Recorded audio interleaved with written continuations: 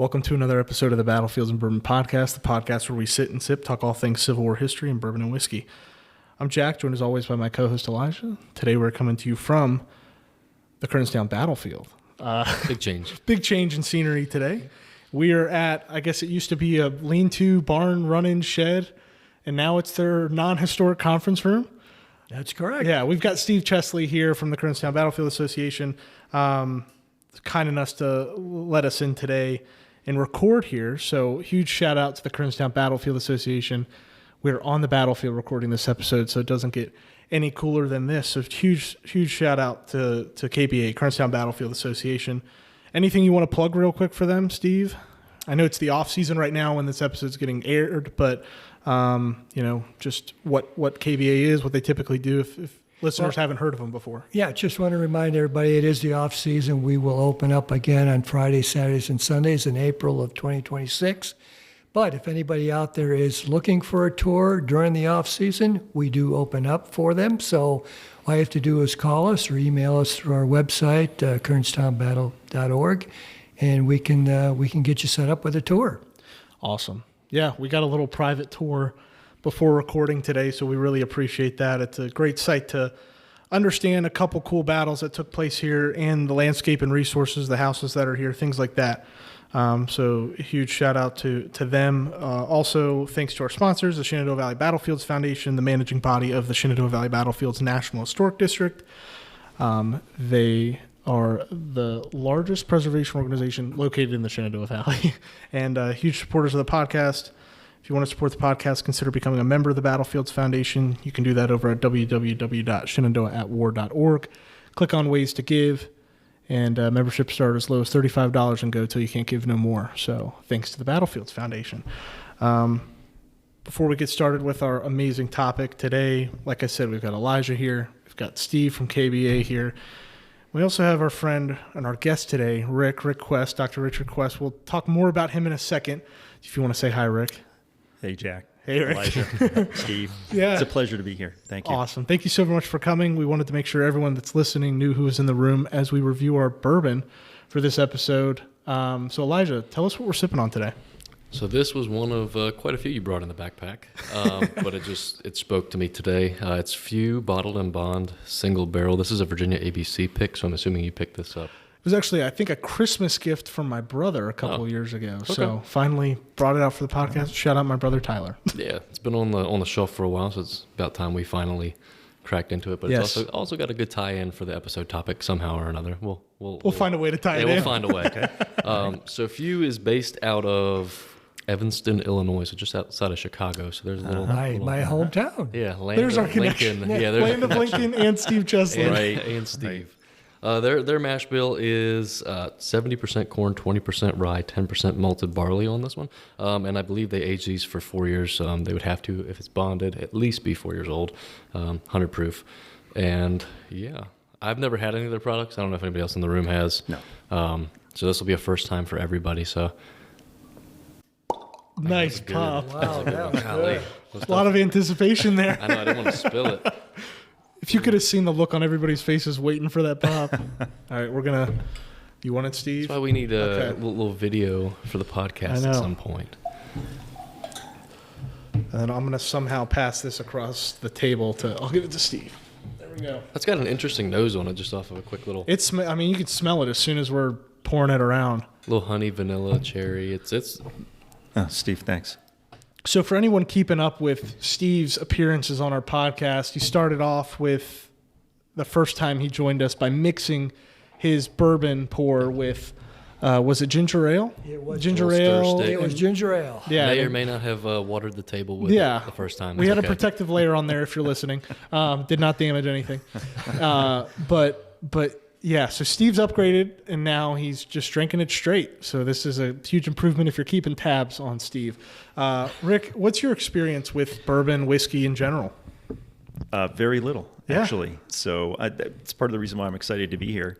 Elijah, you're quite an expert with regard to this. So I try to be. It's been a cool little thing to get into as far as it's really straightforward. You just, what do you smell? What are the things that you pick out of that?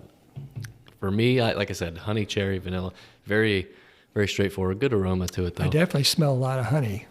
Yeah. Which is interesting for something that's... What's the proof? 100 proof. 100 proof, yeah. 70% corn, 20% rye.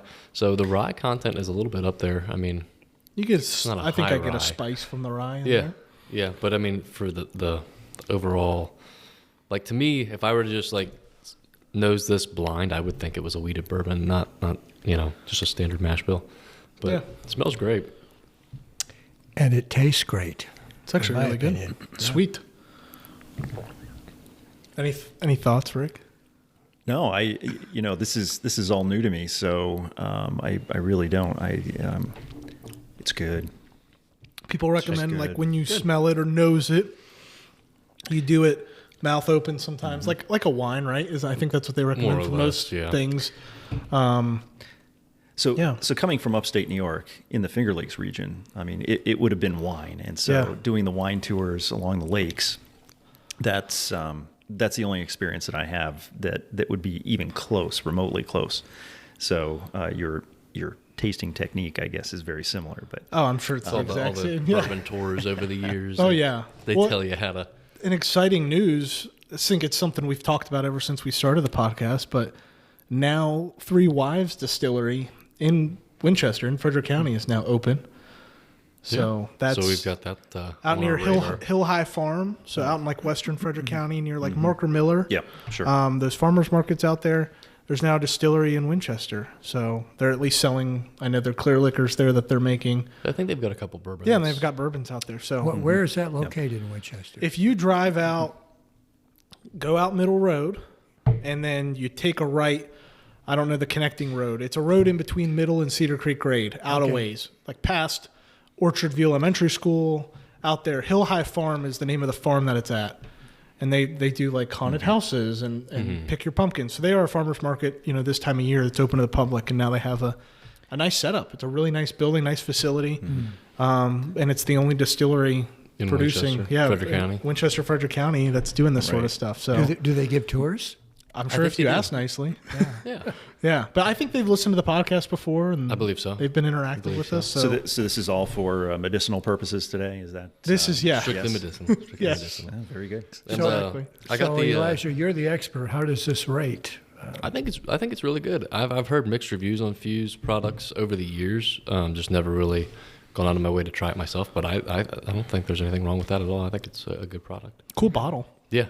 It's got a nice older an early 1900s type of label. And the square. Yeah. Yeah. Good Yeah, glass. looks like a case bottle. I mean, that's Yeah. very late 19th century.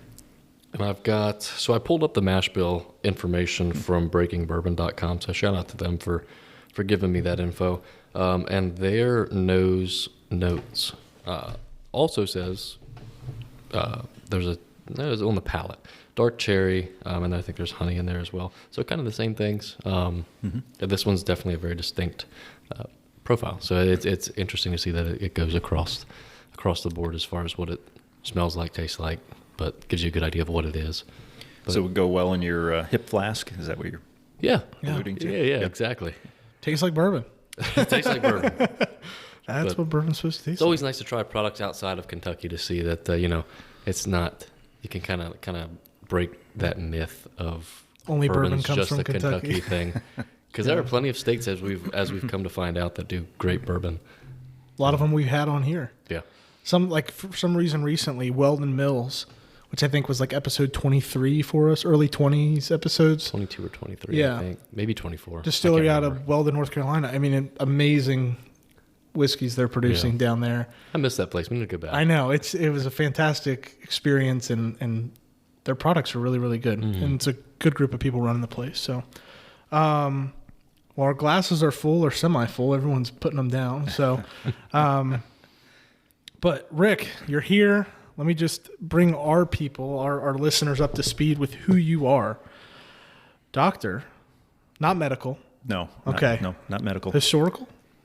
Educational. I love it. Are there historical doctors? It's all educational. isn't it? PhDs. Look at this. But I'm not a PhD. I'm an EDD, Oh, Doctor of Education. wow. In the presence of such knowledge here. But Dr. Richard E. Quest, or Rick as he's most known, is an educator, historian, author, and battlefield guide. Originally from upstate New York, Finger Lakes region, you said. Yes. Rick began his career in education as a high school history teacher. How was that? That was interesting. Yeah. It was challenging. Yes. Yeah. And in the 90s. In the 90s? So I taught for 10 years. Wow. In a little tiny place called Candor, New York, just Okay. south of Ithaca. Wow. And small rural district, but taught 11th and 12th grade, mostly 11th grade United States history. Wow. Was the Civil War unit, was that where students started to kind of fall asleep? Is that A little bit. the way that goes? That's what led me. That's really what led me down this path. And it's an interesting story, and what would later become my topic for my doctoral dissertation. Wow. Yeah. Well, you jumped ahead from there, and you've served as a principal, dean, and associate vice president of several colleges, as well as an adjunct faculty member at James Madison University. Go Dukes! You are the founding executive director of Books and Homes, a USA nonprofit literacy organization that has provided over 1 million books to children across the country. Mm-hmm. You were the Tioga County historian in New York from 1994 to 2001, and you're currently director of education at RoboNation, a nonprofit STEM robotics education organization based in Arlington, Virginia, and works closely with the Department of Defense and Office of Naval Research. You've appeared on Author's Voice in Chicago and was featured as a guest on Civil War Talk Radio. So you have done a podcast before. You just lied to me. Loosely. That is a podcast. Okay. Okay. All right. Well, when I did that with Jerry, it was over the phone, so it wasn't like this. It wasn't like this. Not microphones strapped up to everything. No. You're a frequent speaker at Civil War roundtables and seminars, and now podcast. You're the author of our topic today, the book "I Held Lincoln: A Sailor's Journey Home," published by the University of Nebraska Press in 2018. In this book, the story features new exciting research regarding the Lincoln assassination, tales of harrowing escapes from Confederate prisons, and an insight into naval history and battles. Nowadays, Rick is the owner and battlefield guide of Virginia Civil War tours. He guides clients from across Shenandoah Valley Civil War battlefields such as Cool Spring, Kernstown, Rutherford's Farm, 3rd Winchester, Fisher's Hill, Toms Brook, and Cedar Creek, as well as Balls Bluff Battlefield near Leesburg. Rick also recently founded a new nonprofit organization called History Scientific, which focuses on advancing historical education, research, and preservation through the integration of science, technology, and experiential. Oh my gosh, Rick, help me. Experiential. The Bourbon Experiential City education. Learning, yeah. Right. Hands-on education. There you go, hands-on, my kind of level, not a PhD. Rick was the recipient of the New York State History Teacher of the Year and National History Educator of the Year awards, and the International American Chamber of Commerce Award for Educational Partnerships. He earned a bachelor's and master's degree in the anthropology and social sciences from Binghamton University, New York, and he has completed his doctorate in educational organization and leadership from the University of Pennsylvania in Philadelphia, where he focused his dissertation on the importance of teaching local history in high school. And you and your wife, Patty, currently reside here in the Shenandoah Valley. Yes. So this wasn't a huge commitment or commute, thank God. No, and no, we didn't have to pay for your travel and hotels because we don't do that, ladies and gentlemen. So we can't afford yeah, that. we can't afford that. But Rick, I've known you for a couple years now. Yes. I've read the book. I've heard you talk about this for hours on end before. I think I listened to the Civil War Talk Radio. Oh, with Jerry. Yeah, I listened to that years Yeah. ago. Yeah. So I'm super excited. You've actually been on, not a vision board, but I have a running list of notes or a note app on my phone with guests. Rick's been one of them for a long time. So I'm glad we were able to set this up and you could join us today. It's an amazing story, one that I think everyone in the nation should hear. And I'm so glad that listeners today can hear it forever through our podcast. So hopefully this isn't going anywhere. As of now, this is going to be a two-parter, so you will listen to part one as you see in the title, and then there will be a part two, and we're going to leave you hanging for a part two. So, Rick, take it away. Yeah, sure. Well, Jack, Elijah, thank you so very much. This is a real pleasure. I've watched and listened to multiple episodes of Battlefields and Bourbon. You do a fantastic job here. And Steve, thanks so much for opening up the conference center here at Kernstown Battlefield Association. I've had the opportunity to actually bring some folks out here on the off season, and Gary Shepard's allowed me to do that and provide a few tours, and I've had the pleasure of volunteering here a little bit as well. So thanks so much. This is an amazing story. And it's something I've been working on for many, many years, going back to, quite frankly, 1998, when I got serious about it. And I'll be honest with you, before I jump into this, I'm going to ask everybody to kind of raise their glasses in a toast to Lieutenant Benjamin W. Loring and his iron will and steadfast resolve, and all those men who gave their last full measure of devotion. Cheers. So, Cheers. Yes. First time we've ever had a cheers in here. That's exciting, actually. This is the first time my glass has been empty. Rock and Well, roll. there's plenty. Better there's fill plenty that up. more. Yeah. So the story really starts for me as a high school history teacher.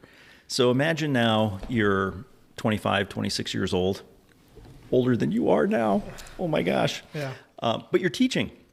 You're in a high school classroom, and you're teaching 11th and 12th grades, specifically in this case in New York, United States history in 11th grade. And you get up there in front of the classroom, you're looking at all these students, and you've got 25, 16, 17-year-olds staring back at you, wondering, what the heck are we going to do now? Yeah. What's this guy going to talk about now? And unfortunately, history gets a bad rep, because in the past, it's always been about somebody else, somewhere else, memorize this date. And I knew that I had to do something different. It had to be something a little bit different to engage these students, to keep their attention, not for the 42 minutes while they're in front of me, but for an entire year. How do you do that? So very quickly, I knew I had to find something else. So in 1994, so I've been teaching for 4 years at that point. In 1994, I was lucky enough to be appointed the Tioga County historian in New York State. All the counties in New York State, and I think there are 60-some counties, have a county historian. It's an appointed position. It's not elected. So I was lucky enough to be appointed, which gave me access to all of the county's historical records, which is absolutely amazing. So suddenly, I have at my fingertips, I have census records, county census records, immigration naturalization records. I've got access to jail records, which is interesting. I have access to letters and documents, all sorts of primary documents and information. And in addition to all of that, there are muster rolls, lots and lots of muster rolls, the original muster rolls from the American Civil War. And Tioga County is made up of multiple towns, and part of my job was to supervise all of these town historians. And one in particular, and this lady has changed my life, Emma Sedor. Emma's actually still around today. She just stepped down as Tioga County historian. She took that position after I stepped down, so she was my successor. And Emma pulled me aside one day, knowing my interest in the American Civil War, and just simply said to me, "Hey, Rick, did you ever hear this story about this guy, Benjamin Loring, was in the American Civil War, and was at Ford's Theater the night Lincoln was assassinated?" It's like, holy cow. It's like, no, I didn't know anything about that. She goes, "Oh, yeah, well, there's some information about it. There's a frock coat in the museum," and so on and so forth. It's like, okay, well, that's really interesting. So in addition to all of that, lots of other information about Colonel Benjamin Franklin Tracy, who was colonel of the 137th New York, fought at Chancellorsville, and later on was a Medal of Honor recipient.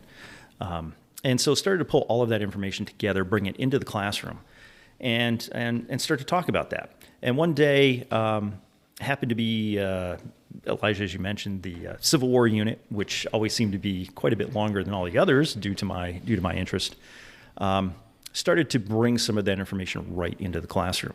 In fact, directly across the street from the school, there was a road called Humiston Street. And I'm hoping you recognize the last name Humiston related to the Battle of Gettysburg, which is not the topic today, but Amos Humiston, very famous battlefield casualty in Gettysburg, another story for another day. But he grew up across the street from the school where I was working. Wow. That's another story. So pulled all this information together, started teaching that, infused it into the United States history curriculum, the New York State Regents curriculum, and then would go on to bring other information into that in the other units. So But it did lead me down the road to start to look into this Benjamin W. Loring. And it's probably the most amazing story people have never heard of. And I'm hoping to get that information out there, certainly through the book that was published in 2018, I Held Lincoln, A Union Sailor's Journey Home, chronicles a lot of that. So Loring would go on to serve the majority of the war. So he actually is commissioned in 1862. But he'll go on to serve until the end of the war and then is mustered out. And the book actually takes us through that time period and chronicles that. And the majority of the book is based on what I refer to as his personal journal. And I draw a lot of the information from that. And there are various quotes throughout the book specifically taken from that. But the story begins for Lieutenant Loring. He is not in the military in 1860. We find him in the 1860 census in California, of all places. And so my question to you is, what's going on in 1860, in the 1850s, 1860, in California, in the mountains, in the Sierra Nevada mountains? What's going on? Digging for gold. They're digging the gold rush. That's exactly it. And now Loring, who had grown up in Massachusetts, Duxbury, Massachusetts, just south of Boston, had spent his childhood there. And by the time he was 15, 16 years old, unfortunately, his father had passed away. And so it was really up to him as the oldest male child to attempt to support the family. And so what do you do? What do you do when you're that age and you grow up on the East Coast? You go to sea. And so he learns the ways of the maritime world and goes to sea. But by the time, and this is about 1842, so he's born in 1824. But by 1860, he finds himself on the West Coast. He's in California, Sierra Nevada mountains. But Loring's a pretty smart guy, very industrious, iron-willed, but he's not a gold miner. And so in the census record, we find that he's listed as a packer. So he's listed with his younger brother Bailey, and then two other gentlemen, and they're listed as packers. So when you take a look at that, you do the research. Packers are the guys that have a mule train, and they're taking supplies up into the mountains to the gold miners. So you're not relying on finding gold in this case. You're not panning for gold. You're not mining for gold. Your gold are the miners themselves and the supplies that they need. And so he tells us in letters that he writes that have been preserved from the family through time here for the last 160 plus years. He tells us in those letters, geez, I'm making $20 a week, not a month, a week in gold. And so he has a very lucrative business. It's 1860. By 1861, in April of that year, we know the Civil War begins. And Loring is slow to hear some of this news. Certainly that news travels west. He becomes aware of it. But it becomes late in 1861, October, November-ish in California, where he picks up a copy of Sacramento newspaper, and he sees accounts in the newspaper of a battle that had occurred here in Virginia called Ball's Bluff. And those accounts were embellished a little bit. According to the newspaper article that I found, it talks about 1,000 deaths and casualties. That simply wasn't the case. But United States Senator Edward Baker, Colonel Baker, had been killed, one of Lincoln's closest personal friends.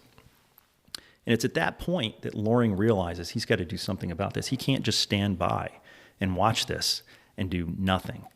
Loring's family had come to this country in the very early 1600s. So they're essentially one of the founding families. And Loring takes this very personally. It's like, what is going on here? Our family, for generation upon generation, helped to build this country, and now it seems that it's being torn apart. So he decides he's going to head back east. And so he leaves his business to his younger brother Bailey. Says, you got to go ahead and you've got to take this. I'm heading back. I have to do something. I need to report for duty. And this is a theme that we hear throughout the book, throughout the articles and letters that he writes. And so he gets on a mail coach, not a stagecoach, but a mail coach, and jumps on top of these mail bags, and he rides for 12 days back east. He heads back east on top of this mail, and finds himself back in back in Massachusetts, and then he heads to Connecticut. In between all of this, he has written some letters to some distant relatives that have some influence. Those Ira Rankin from California, and it's Ira Rankin who will write a letter on behalf of Benjamin Loring back east to the Secretary of the Navy, Gideon Wells, and simply says, "This is a distant relative of mine who has been at sea for many, many years, has risen through the ranks, has been a captain of merchant vessels, and would like an opportunity to serve his country, not because he is seeking money to do this, but feels that it's his duty." And Loring reiterates this. He talks again in a couple of letters that he will write to his sister, Lily, throughout the war. Very early on, he just simply says, "I want people to understand that I don't do this seeking a fortune. I do this because my country needs me." And so off he goes. Now, one of the things that I always ask people to do when I'm talking about these things, and mention to folks that when you go to lectures, when you watch documentaries and so forth, to think critically about all of this. And I ask you today to think critically about all of this. And you need to question these things. And what I used to tell my students is one of the best questions you can ask related to history is, well, how do you know that? So I'm going to ask you today, when you feel when something's not quite right, and Steve, I know you're going to have a question later. One of those, well, how do you know that? Yeah. And historians, we have to be able to answer that. And what we like to do is we like to triangulate. And so we like to pull from three different primary sources to pull that together. And if all three of those sources line up and provide us with some general information that seems to support each other, we know at that point that we're probably on the right track. And so you need to start asking me, well, how do you know that? How do we know he was in California? Because we found it in the census records, and he's listed there. How do we know that he went back east on a mail coach, excuse me? How do we know that he ends up there? How do we know Ira Rankin writes this letter? And again, I'll answer that now. It's a bit rhetorical, and that is, we have those documents. Benjamin Loring's great-grandson, John Hamm, who today resides in Pittsburgh. Isn't there an actor named John Hamm? I think that there is, but Not the same guy. Not the same man. Okay. I think the actor would be jealous of John Hamm, who lives in Pittsburgh, because John and his wife Terry and their family members who have come before them have done an absolutely incredible job preserving all of this family history. And so through the artifacts that some of those that I brought today, the cutlass saber bayonet and Lieutenant Loring's cane made from metal of the Monitor and Merrimack, and a few other items that I'll talk about today. They have all of these items. They've done a great job preserving those. So off Loring goes. He comes back east, sees his sister.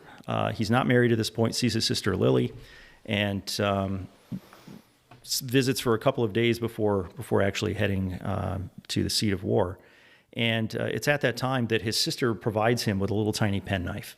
Now, the family has this today. I've seen it. There's a picture of it in the book. It's tiny. I mean, it's just what it is. It's a penknife. The blade opens up. The blade might be 2 inches long. So open this whole thing might be 4 inches, maybe. And Loring will carry that with him throughout the entire war. It plays a role in some events coming up here that we'll talk about. So Loring gets back east and finds himself at the Navy Department, and he is commissioned. He's commissioned an acting master, and that would be comparable to the rank of lieutenant junior grade JG today, but at the time it was master, and he's a volunteer. Now he'll be paid certainly, but remember, it's not the primary purpose for him coming back east. And so it's on February 6th, 1862, that he's appointed this acting master in the Navy of the United States on temporary service. And so he is then told that you're going to proceed without delay to Mystic, Connecticut, and report to Commander A. Taylor for duty on board the ironclad steamer. And I believe it's the Galena, USS Galena. So, one of those things that you need to start asking at this point is, well, how do you know this? How do you know it, Rick? Yeah, well, thank you for asking that. I appreciate that. So, one of the ways that we know this is we have the original document, and I'm looking at it right now.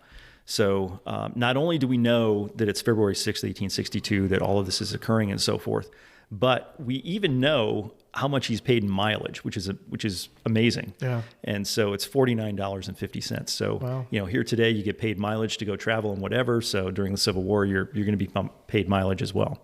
And he's going to go from Washington, D.C. to Mystic, and from Mystic, Connecticut to Greenpoint, and off he goes.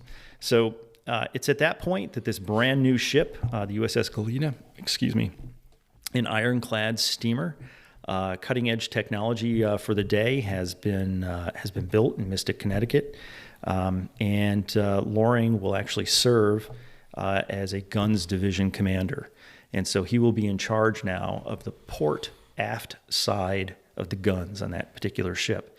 Now it's an ironclad. This is a wooden ship, and it has laid over the exterior of the ship what looks like, if you look at a drawing of the ship, it looks like shiplap, but they're actually just very thin layers of iron, an inch or two thick. The idea being that would prevent cannonballs or shell actually coming through and penetrating the ship. So Loring's going to serve on that, but it's important to understand, and I want to emphasize this, that he is in command now of the port. This is the left side of the ship, and the aft, so the rear left of the ship in that guns division, and he will do good service there. So as we think about and move on through this conversation, Loring certainly knows how to conduct himself at sea. He's been at sea for many, many years.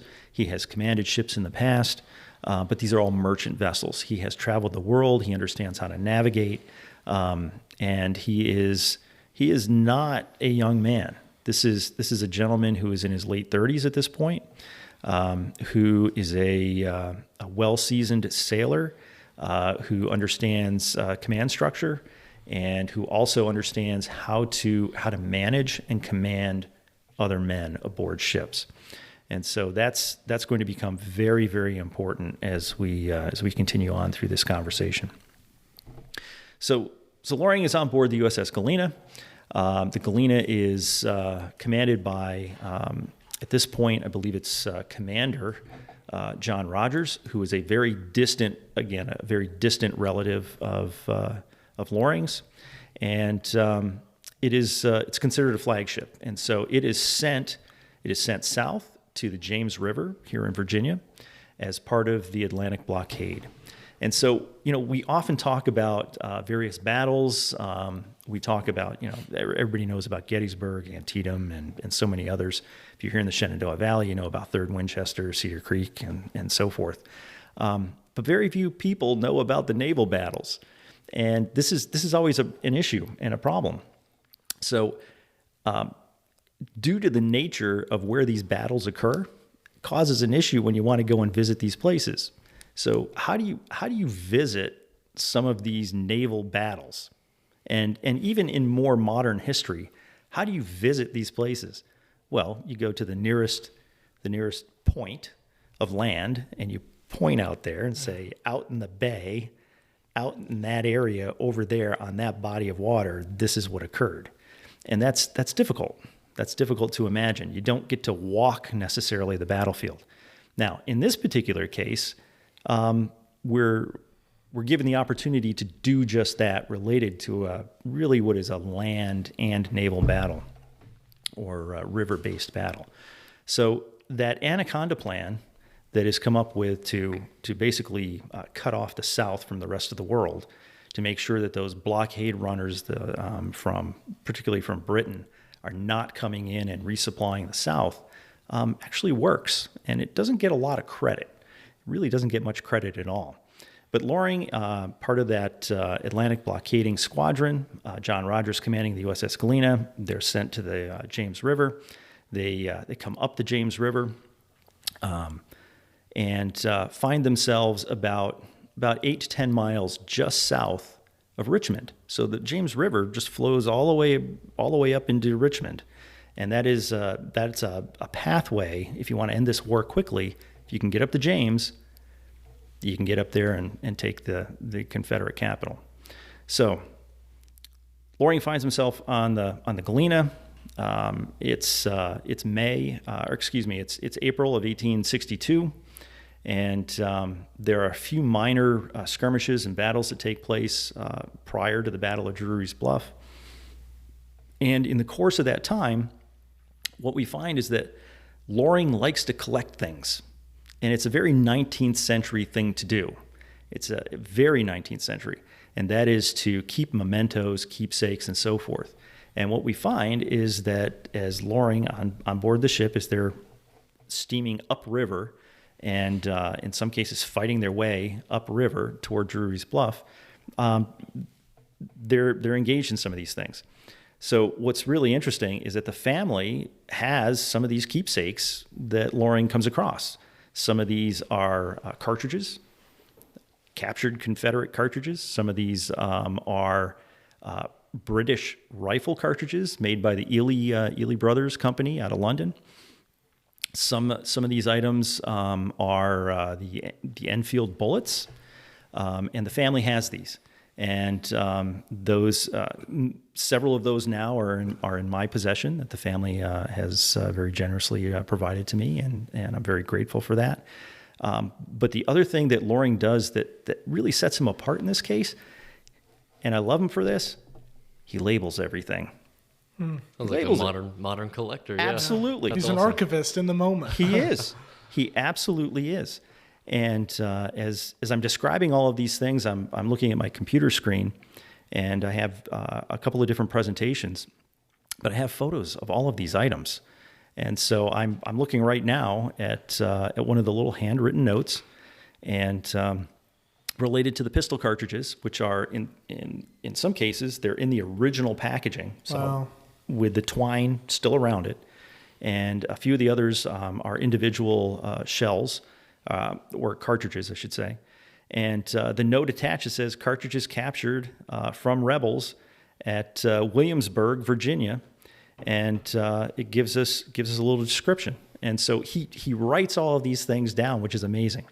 So I can also tell you, as a former archaeologist many years ago at SUNY Binghamton with a public archaeology facility, generally, artifacts don't come out of the ground with labels. Now, There's no better provenance than that. That's insane. Exactly. And so there are some historical artifacts that actually do, but not too many. So here's an opportunity from 163 years ago where these artifacts actually have the provenance, and we know exactly where they come from. We even have some of the dates. So Loring is involved with some of these minor skirmishes and battles and so forth. But it's on May 15th, 1862, that John Rogers and the members of the small squadron that have come up the James River, including the Monitor in this case, are in support of McClellan's Peninsula Campaign. And so they're going to come up the James River, and they are going to take on Drury's Bluff, in this case Fort Darling, up there on that 100-foot bluff. You can go there today. It's a national park, national military park, and you can walk that. The fortifications are still there. So here's the one opportunity that you have where you can go out, actually stand on the bluff, look down at the river, and you'll see where those ships were located. So May 15th, 1862, Loring, other members of the USS Galena, steam upriver. They're supported by the Monitor, a couple of other ships, Port Royal, the Naugatuck, and they are going to engage this fortified position. And they get up there. The Galena turns broadside. Now, remember, the river is flowing, so they have to anchor. They turn broadside, and they bring their port side guns to bear on that bluff. Now, the guns up on that Confederate fort are huge siege guns, Columbiads. I mean, enormous guns. Not to say that the Galena is not well accoutered with various sized rifles and guns and so forth, but they're outgunned. Bottom line, they're outgunned. So on May 15th, 1862, those ships are up there. Rogers gives the command, and the bombardment begins. The Confederates don't take very long to find the range. The Galena is about 800 yards, 600 to 800 yards downriver from the fortifications. They start banging away up there, and even the Monitor is engaged. But the issue that the Monitor has is that it cannot raise its gun beyond 5 degrees. So it can't hit the height. It can't hit the heights. Wow. So what do? You have to increase that angle or decrease that angle. And so in order to decrease the angle, the Monitor has to move downriver. It has to move further away. But the Galena is left there. The Galena is just getting pounded because the Confederates have found the range. The Galena will actually take 45 direct hits. Now, it's an ironclad, so those iron sheets, they're supposed to be protecting it. As it turns out, not a lot of protection. But the port side is facing the fort. This is the side that Loring is on in the ship. And he's on the port aft side, so in the rear of that ship. And he tells us in a letter written to his sister the day after the battle that we just take the brunt of the punishment. He goes on to talk about the fact that 3 times he has to refresh the gun crew that he is commanding, because those men are just being wiped out 3 times. So imagine now a crew of 6 men. Those Confederate shells are coming through. They're just penetrating right through the iron sheeting on the side, and as they come through, they're just wiping men out. There's even a point, and this is Loring again tells us in letters. He tells this in various notes that he leaves behind, and he says, I personally am pulling these men to the side and unfortunately piling up the bodies. Oh my goodness! And by himself. So 3 times this is occurring. In one case, one poor man is nearly cut in half. Loring reaches down, and there's a revolver laying there. He reaches down, grabs what's left of it, puts it in his belt, and then after the battle proceeds to tell us that this poor soul was essentially cut in half, and this is what's left of the revolver. So today we have the remnants of that revolver with that note attached. Was the revolver like cut in half or just mangled? Yeah, the grip is gone. The wooden grip is just gone, and the gun itself, there are bits and pieces that are just falling off. The heat of battle doesn't stop him from collecting. No, it's I know amazing. this guy. But he's like, I need that. It's like Nick Pacerno out here just collecting in one of those moments of tragedy. And where's that revolver? Where's that revolver? That revolver's in my possession now. Oh wow, This guy. Yeah, Wow. yeah. Wow. So the battle continues. The battle will rage on for almost 4 hours, and they get to the point where they're running low on ammunition. So at this point, Loring is scrounging around for anybody that he can find to man the guns. And at this time, there are a contingent of Marines on board, United States Marines, and they're using their rifles to pick off who they can at a distance. But there's a corporal there by the name of John Mackey. And it's John Mackey who, along with a contingent of Marines, actually come to Loring's gun and will take over servicing that under Loring's command. And very, very brave. Again, shells continue to come through. And they, by the time Rogers decides it's time to get out of here, the ship is basically sinking at this point. If they're going to stay another 30 minutes, that ship's going to go down. And so they weigh anchor, they pull back, and they basically just limp. They limp back home. And what was the distance you said? So 800 yards? Yeah, it's about 800 yards. And So for those that don't know, from the Confederate position at what those coastal guns are, 30 pounders, 100 pounders, 24 pounders, anything like that. They have like a maximum effective range of as much as 5 miles. That's right. So shooting That's at right. 800 yards with that much powder That's charge right. behind it is just obliterating them. I mean, that's It's awful. an easy shot. Yes, and That's- and they're pointed down. Oh, I mean, yeah. that's the other Yeah. thing. They're shooting down at a stationary target, and it's not a small stationary target. It's a large. This is a ship. yeah. That's Well, when you say 150 feet long. broadside of Yes. it's the full length of it. That's correct. That's So- multiple Yeah, pounds of that's black right. powder as your charge. Yeah. I mean, it's going to awful. destroy anything it hits. So, so the Galena has taken multiple hits. I think it was 45 that were finally counted. No doubt. It is slowly sinking. I bet. Rogers gives the order. The contingent moves downriver and to lick their wounds, refit, and do what they need to attend to the wounded.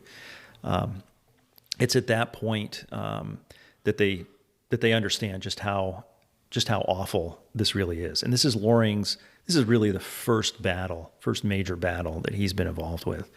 And they take, I believe it's 16 killed, 14 wounded, and the majority of those killed and wounded are from Loring's gun, where he is serving that port aft side. He tells his sister again on that next day in the letter home that this has been absolutely horrific, and but does mention this Marine. Doesn't mention him by name, but just does mention this Marine that had come forward and was instrumental in helping to man that gun. After the battle, Loring is an officer. They attend to the men. They come back up on deck, and they're walking around. There are holes everywhere, holes through the various pipes, certainly through the hull and so forth.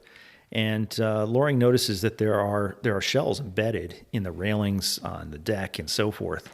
So then he puts Does he them in his collect one? pocket. Does he collect one? Well, guy. Jack, actually something better, Okay. actually. And so he along with a couple of other officers pry out some of that the shrapnel, the Confederate portions of the Confederate shell, and they take a look at that and they say, "Geez, that's I'd like to have something to remember this by." Bet you would. Yeah, and it's something that I always do now when I'm presenting or talking about Lieutenant Loring, but. I'm going to come back to that in just a second. I'll share this with you. And that is, again, Lieutenant Loring's great-grandson, John Hamm. Their family has a lot of these items and documents and so forth that they've kept over time. And it was just a couple of years ago when John was going through a lot of these materials in the house, in the garage, and so forth. And they were going through a box of material, and he was getting ready to throw the box, just toss it aside. It looked like it was empty. And he rattled it one last time, and he heard something rolling around in there, and he thought, "Oh, what the heck is that?" So he reaches in there, fishes around a little bit, and pulls out a ring. And it's actually the ring that I'm wearing right now that I have, and that John and his wife have given to me as a thank you for writing the book here a few years ago. But when you take a look at this ring, it's made of iron, and on the inside there's gold, but there's an inscription on the inside of it. And That's a tiny ring, by the way. It is So a tiny that's ring, crazy. which is why I wear it on my pinky. Yeah. It's the only finger it'll fit on. But on the top, it's a what do you call that? A signet ring, because it says B.W. Loring. But on the inside, there's an inscription, May 15th, 1862, Drury's Bluff. Wow. And but what's interesting is in the letters that he writes to his sister, he says, he asks, what's your ring? What's your ring size? And then he says, we pried out some of that Confederate shell, and we're going to have rings made from this, That's too from cool. those shells. That's awesome. To remember this. Wow. And so today I wear that ring anytime I talk about So Lieutenant Loring. you're wearing a Confederate shell on your I am pinky. wearing a Confederate shell with Benjamin Loring's. I mean, these initials and name shells on that there. were fired to kill, embedded in the USS and now Galena. they missed maybe, Yeah, and right. now they're on your finger. That's right. That's crazy. Yeah, that's the That's too connection. cool. Yeah. That's the connection. And the look on your faces right now that catches students' Yeah. attention Yeah. in the classroom. Yeah. That's what brings this to life. It's all about connections. That is, and relevance. Yeah. And Relevance, connections. That's what's so important. Yeah. That's how we need to be teaching this today. Oh my gosh, yeah. So Rick's been talking with his pinky up the whole time. I was like, God, Rick's very fancy. Oh, isn't but he? he's sipping the bourbon. Isn't he, I was though? like, Yes. Have you noticed? Yeah. Have you noticed what's on my pinky? So in addition to all of that, what we find is that several months will pass after the battle, and Loring is a prolific writer. Prolific, especially early in the war, and he again is sending these letters home to Valparaiso, Indiana, where his sister Lily is living. Now they're originally from Duxbury, Massachusetts, but his sister is out there, and he gives her a play-by-play with all of this stuff, rightly or wrongly, whether he should or shouldn't. Because there may be some sensitive information that if it falls into Confederate hands could be useful to them, but he does, and we are very thankful for that today. He tells us a couple of months later, and he goes, "Oh yeah, I think this is in October of 1862." He says to his sister, "Do you remember the Battle of Drury's Bluff? And I was telling you about this Marine and so forth." And he says, "Oh yeah, did you hear about this new medal that President Lincoln and Secretary of the Navy have come up with in recognition of bravery and heroism and valor for enlisted men?" And what he's referring to is the Medal of Honor. Yeah. And so we know that there were two originally, one for the Army, one for the Navy. And in this particular case, he mentions that, and he goes, "Oh, well, I nominated that Marine for this new medal." So Corporal John Mackey, on board the USS Galena, May 15th, 1862, for his heroism and bravery, is awarded the Medal of Honor. He is the first Marine to receive such, but it's Benjamin Loring that nominates him for that, and we have it documented in the letters. Man. I don't think the Marine Corps knows this. I don't think that they do. Well, he was awarded it too. Corporal Mackey was awarded the Medal of Honor. Yeah. Yes. So they know that, just not who nominated him. They certainly know that. They may know who nominated him. I don't think so, because what happened is Loring would have to send that through the chain of command, and it would go through the commanding officer, which would be John Rogers. And their names would be all over it instead of Loring. That's correct. Okay. But it is Loring, and Mackey is serving at Loring's gun during that battle. And is he awarded during the war, or is it a post-war award? No. This is awarded during the war. Wow. Yeah. Okay. And so John Mackey, first Marine to be a recipient of the Medal of Honor, and for the Battle of Drury's Bluff, and it's Loring serving at Loring's gun. Wow. Yeah, it is amazing. So Loring will go on and serve aboard several other ships. I guess I'll mention one last item related to the Battle of Drury's Bluff, and that is on the aft end of the USS Galena. The American flag is flying there, and Loring tells us again in his letters that I could just about reach out through the gun port and reach that flag. And again, he says, after the battle, that flag is just shot riddled and torn and so forth. But he tells us, the officers get together and actually cut that flag into strips, and family has that, and that strip of flag is now in my possession. Rick's got it all.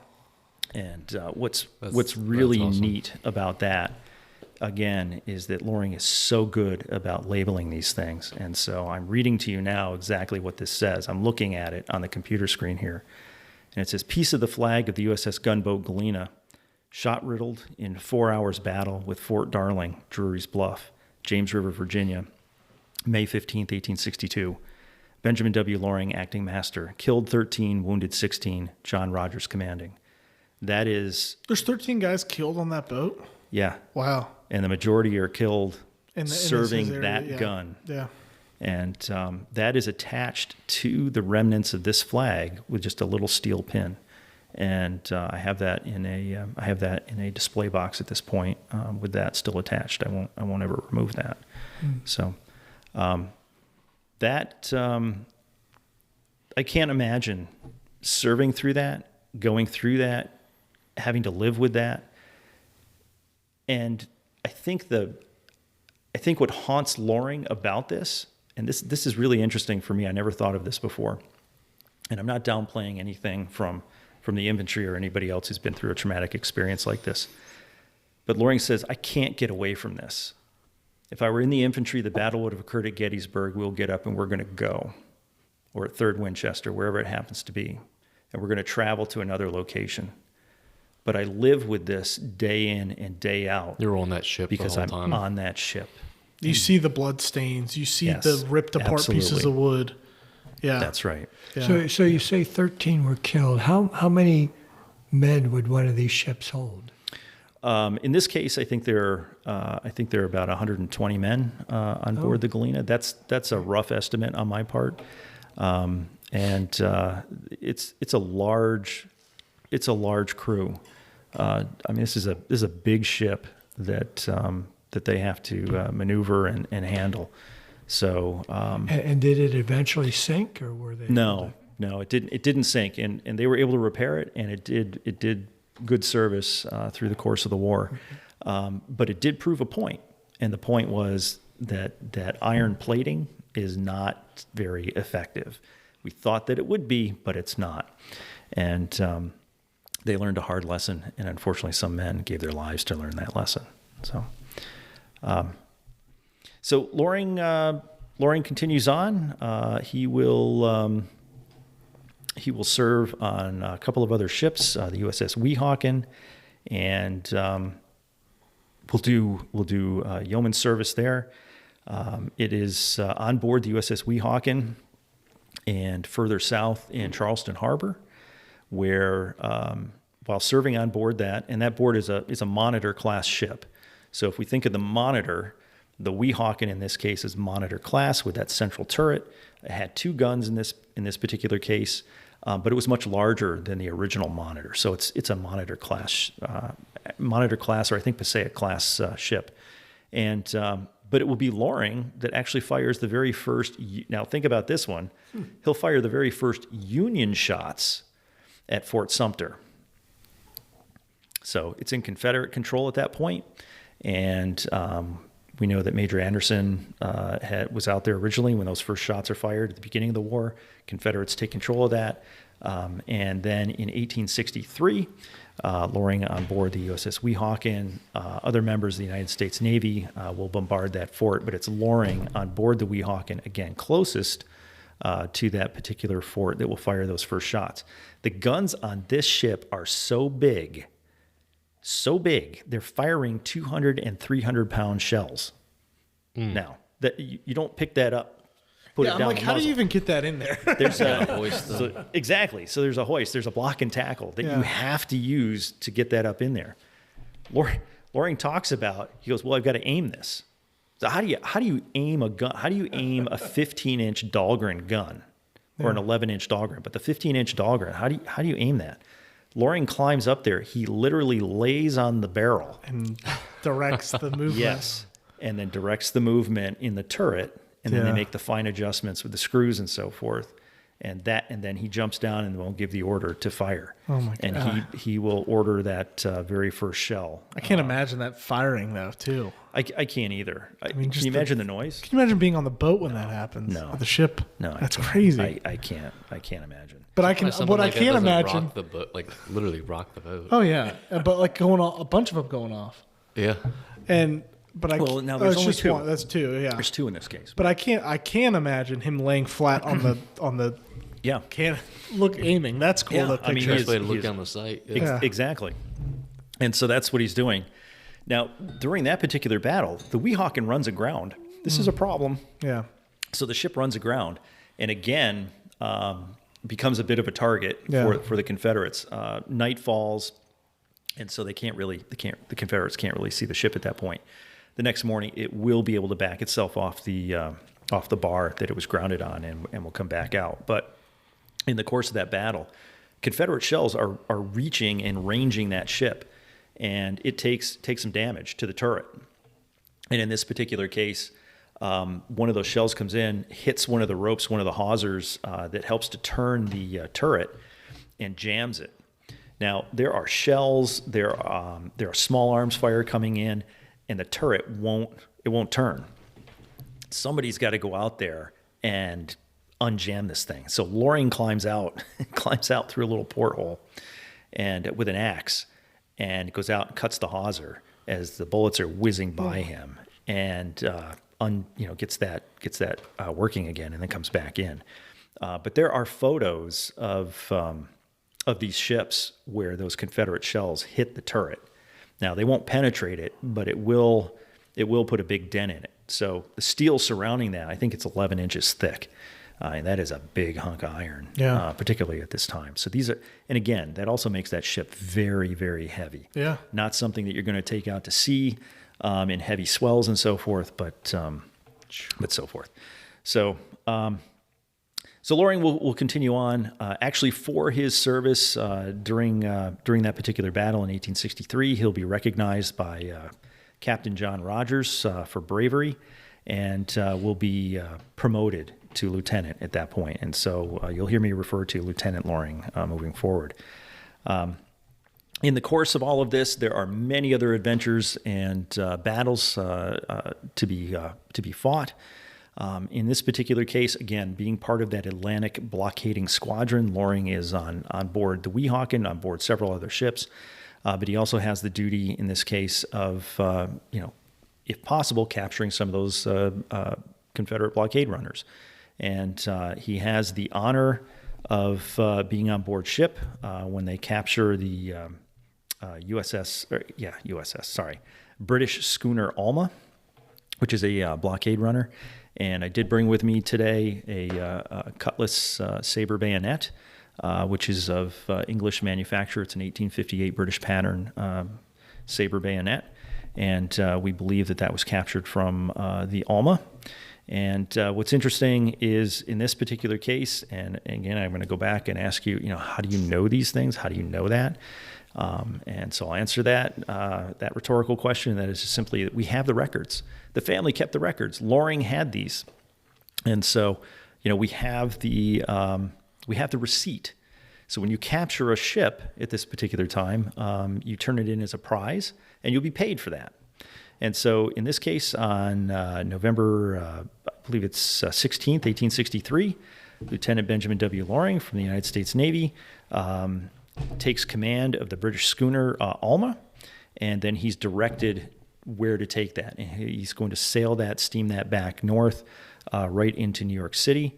And he'll be given, in this case, a receipt for that. From where? Where is he taking it from again? So he is taking it from, in this case, it's in the Charleston Harbor area. Okay, he's still down in Charleston. Okay. He's in the Charleston Harbor area, and they capture this ship. And again, with a small crew, he'll take command of this. They'll steam north, and he will turn that over to authorities in New York City. Pull up to this wharf in this particular port, and you turn over everybody, including the captain, George Gordon, and you turn everybody over and all of the material and supplies on board that ship. And we suspect that that's where that Cutlass bayonet came from. How does he get back down? Does his main ship follow him up? No, certainly not. So that ship's going to stay on station. Okay. And so what he'll do is he'll either catch a train back down. He may catch another ship coming back in that direction. Okay. But yeah, he'll do that. So I have a stupid question, probably. No stupid questions, Steve. None. So that ship, the British ship, would that have been manned by British naval soldiers or Confederates? It's a good question. And if it's British soldiers, do we take them as prisoners and start a war with Britain? Or no, you certainly don't do that. And we didn't. No. And when I say British, it may have been in international waters. It was probably flying a British flag. Okay. And certainly was registered in Britain. The manufacturer was probably an American ship that had been manufactured here. Was most likely renamed and so forth. I haven't done that research, but the crew was probably made up of many different nationalities. Whoever you could find that was willing to take the risk to actually, go ahead and do that. So, official official British naval personnel, no. Britain didn't want to come into the war either. Right. I mean, they didn't want that mess. So it would have been those privateers who had attempted to do that. Okay, thank you. Yep. So it's at this point, Loring's gaining a bit of a reputation at this point, and a little bit of recognition. And certainly after his promotion to lieutenant, he gained some notoriety to the point where he's summoned back to Washington, D.C., in this case to meet with the Assistant Secretary of the Navy, Augustus Fox. And Fox simply says to him, he said, look, we would like to give you command of a ship. And, in recognition of everything that you've done for your country, we can do one of two things. I can put you on waiting orders, and we're building this ship right now called the Dictator. And what we would do is we would give you command of the ship once it's completed. Now, that may take up to 18 months. Or what we can do is we can transfer you to the Mississippi Squadron, and you can take command of a ship there. And Loring says, I don't want to wait. I want to get into the fight. And so he takes the latter. He is transferred to the Mississippi Squadron. He heads west. He will actually take command of a couple of different ships, sail those down the Mississippi. And once he arrives there, he'll take command of a tin-clad, in this case, the USS Wave. And a tin-clad... Sick name. Yeah. Wave. The Wave. Originally it was called the USS Argosy, but the funny thing is that there were two ships called the Argosy. There was the Argosy I and the Argosy II. That's rather confusing. Both were built on the Monongahela River in Pittsburgh. So they changed the name Argosy II to the Wave to differentiate between the two. Loring will take command of the ship, but it is just what it sounds like. It is a tin-clad.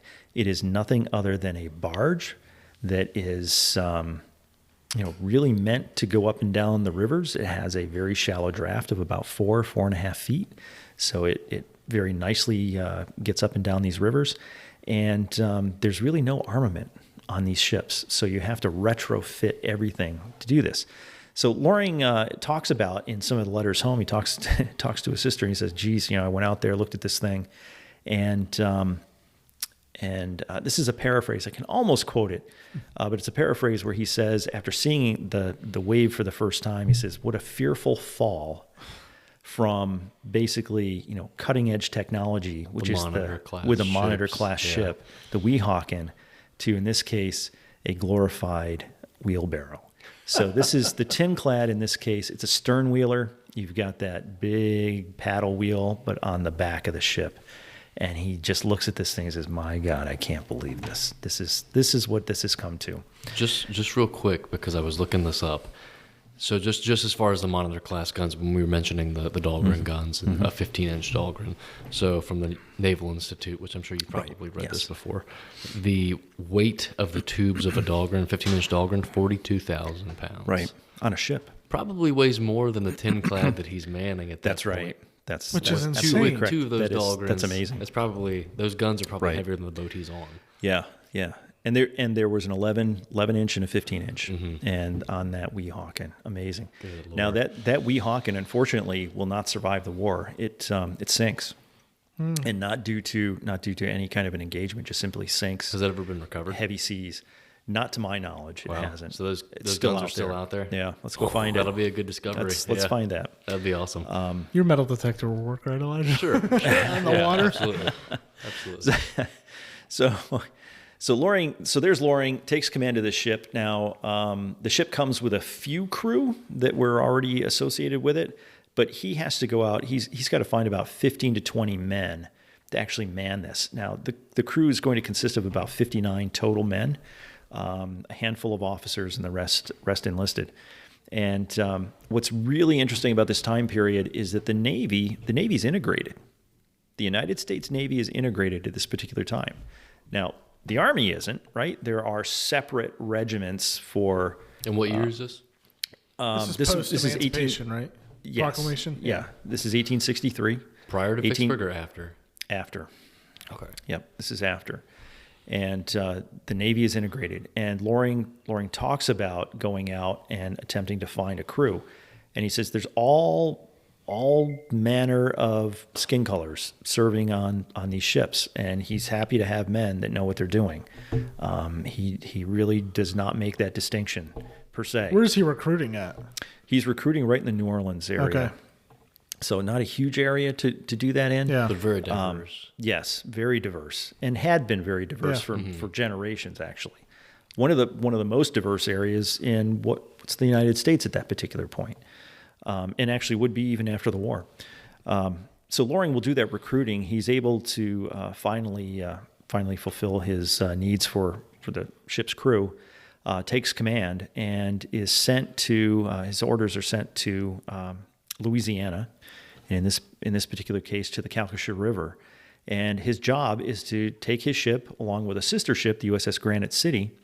They're to steam up the Calcasieu River, and there are some Union sympathizers and families there, and he is to identify those families, ensure their safety, bring them on board ship, and if there's any rolling stock, sheep, cattle, whatever, take those, put them on board the ship, which ought to tell you something about the ship, and then bring them back to New Orleans to safety. So they retrofit the ship. They've got about 5 guns on there, a few field howitzers and so forth, that they bolt down, a couple of smaller guns, and off they go. Now, this is a flat-bottomed ship with a draft of 4.5 feet, and they head out into the Gulf of Mexico. Gulf of Mexico. This is the ocean. Yeah. For all intents and purposes, the ocean. They get out there, and a storm comes up. Now, and it's a stern wheeler on top of all of that. So this is not a sailing ship. This is a steam powered ship. You get out there and the seas begin to build. How do you take a flat bottomed ship with essentially no keel and keep it going in a straight line when the wind is blowing at 35, 40 miles an hour? The seas are at 6, 7, 8 feet. How do you do that? We don't do it very well. And Loring finds that he has some tremendous difficulty keeping the ship in a straight line where it's supposed to be going. And then his pilot is a bit suspect. And the pilot keeps telling him, don't worry, I know where we're going. There are no reefs, no rocks, points nearby. Loring's looking at sea charts and suddenly realizes, holy cow, I think we're in big trouble. Gets back up into the pilot house, is talking to the pilot. Pilot says, no, there's absolutely nothing near here. Loring says, look, you've been blown off course. And sure enough, they're coming up toward a point where there are all sorts of jagged rocks. And they're not going to make it around this thing in this sea. And so at that point, Loring says, look, you've got to drop the anchors. They drop the 2 anchors so that they don't get pulled up onto the rocks and the ship is destroyed and so forth. But they spend a perilous night just trying to keep themselves from being dashed apart on these rocks. They'll make it through all of that. The ship takes tremendous damage. They're going to end up in port. They'll repair some of the damage and so forth and continue on to the Calcasieu River. They steam up the river. After firing into a Confederate fort, they find that the fort had been actually abandoned at that point, and they're looking for a particular person. They're looking for Duncan Smith. And Duncan Smith, a Union sympathizer, he and his family living in this area, are waiting for the arrival of Loring and the Wave and the USS Granite City. So both ships get up there. At that point, Loring realizes that the Wave is very, very low in coal. He sends word back from various tenders, in this case the Ella Morse, goes back to New Orleans, says, look, we've got to get them some coal. New Orleans sends word back, says we don't have anything to send you. Say, well, how do I run a ship? How do I fuel a ship without coal? So they get up there, they're in the river, weigh anchor, and he shuts his boilers down. So his boilers are cold. At that point, if he's attacked, the ship's dead in the water. He can't propel himself. So talks with Duncan Smith. They realize that there are Confederates in the area, and they've got to take precautions to ensure the safety of both ships. They're going to set up pickets.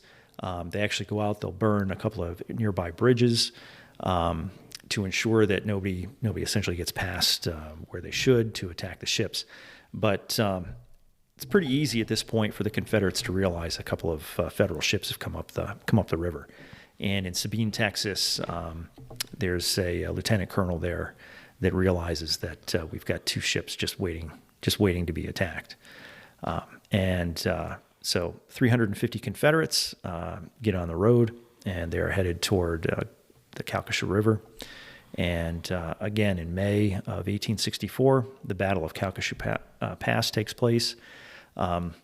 Even though Loring really had taken all the precautions that he possibly could with sending out pickets, including Duncan Smith's sons, who knew the area well and would set up pickets on nearby roads, the Confederates come through. And so imagine now you have 350 Confederate infantry supported with artillery and guns, and you have 2 U.S. ships with about 50 men each, so about 100 men total, both sitting in the water without any steam up, because they don't have, in this case, the Wave in particular doesn't have any coal. So in May of 1864, dawn breaks. Loring's on deck drinking some coffee, and he notes in his personal journal, it's a lovely morning. It's just a fantastic morning. And then the first Confederate shots are fired, and Loring cannot believe that this could possibly be happening. I have pickets out. They're supposed to give us a warning, and we have been taken by surprise. And he realizes now that along the banks are hundreds of Confederates and supported with artillery. The Granite City lasts about 30 minutes and then pulls its colors down and surrenders. Loring will go on. He and his ship, the Wave, will fight for an hour and a half. And men are being wounded. Nobody is killed outright, which is amazing. Men are wounded. A couple of the artillery pieces on board ship come loose. The planking just wasn't heavy enough to support the firing of these 24-pound guns, and they just rip right out of the deck of the ship. And Loring realizes at this point that there's not a thing that he can do. He's with 59 men. He's fighting 350 Confederates. He tells us in his personal journal, he said, "I would rather die 1,000 deaths than have to do what I'm about to do." And he surrenders the ship, and he's taken prisoner. So where did it go wrong logistically where the pickets did not give him a warning, or do we know about that? We don't. Okay. We don't. I can surmise, and that is that those that were thought to be Union sympathizers maybe didn't sympathize as much as people thought, including some of Duncan Smith's sons, perhaps.